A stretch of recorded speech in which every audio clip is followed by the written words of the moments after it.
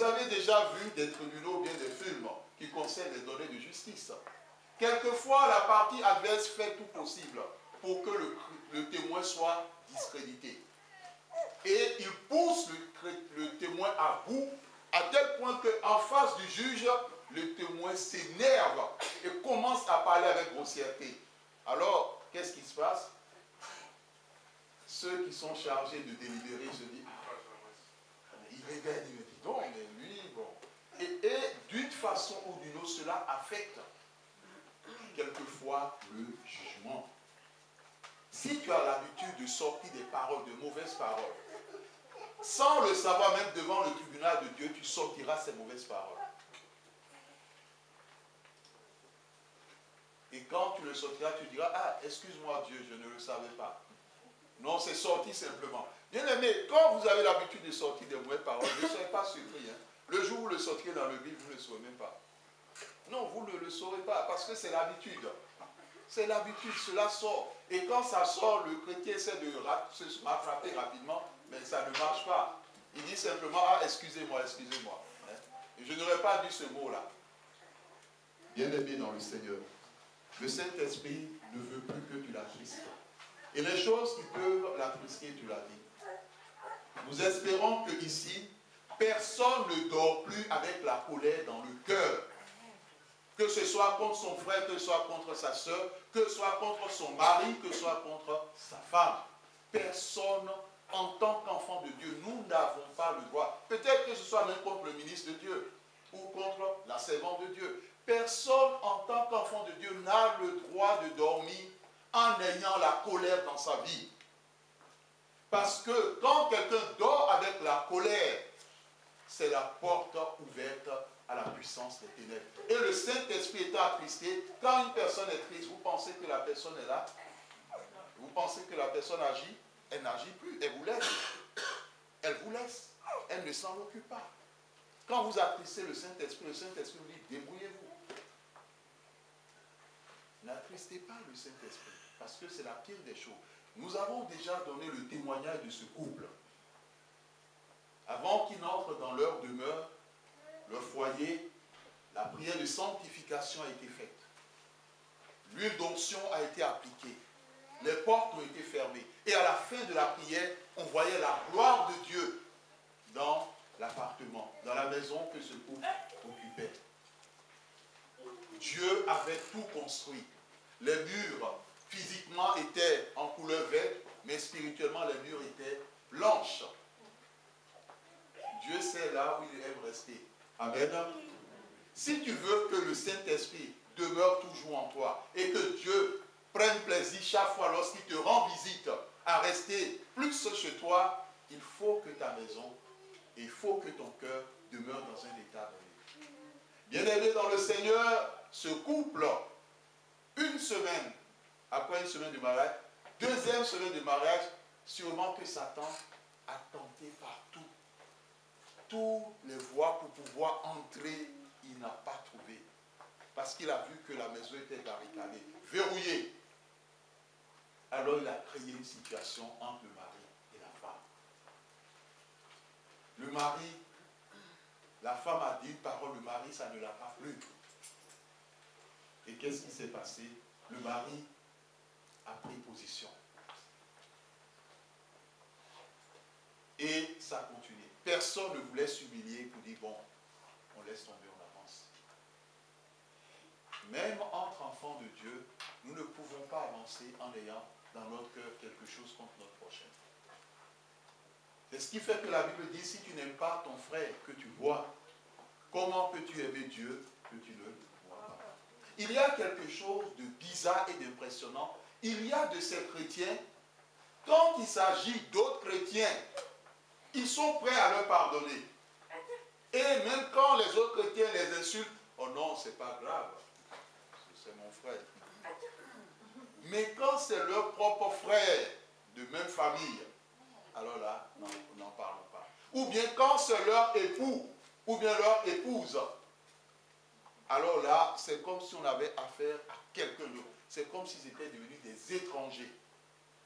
Mon frère, ma soeur, ce couple a commencé à vivre comme des Nous l'avons dit, lorsqu'il donnait ce témoignage, la femme regardait d'un côté du lit, donc c'était dos à dos.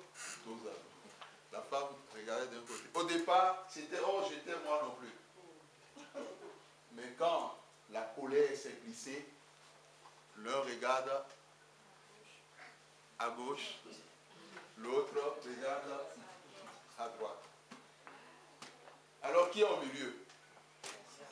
Ah, c'est le serpent qui est au milieu. C'est le serpent qui est au milieu. Quand tu dors avec la colère, tu donnes accès au diable. C'est ce que la Bible dit. La Bible ne se trompe pas. Si quelqu'un pense le contraire, c'est que la personne n'a rien compris.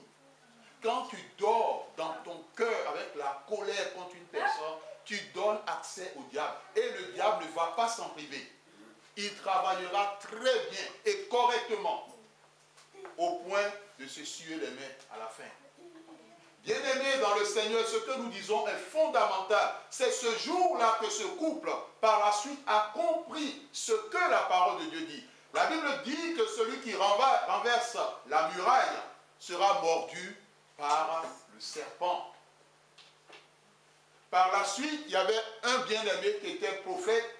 Lui, il priait dans son rendez-vous avec Dieu. Dieu lui dit, lève-toi, va voir tel couple qui s'est marié il n'y a pas longtemps et dont j'ai béni le mariage. Ça ne va pas dans leur maison. L'ennemi a pris siège dans leur maison. Bien-aimé dans le Seigneur, il y est allé, il est venu du bon matin. Après que Dieu lui ait parlé, il est venu aussitôt.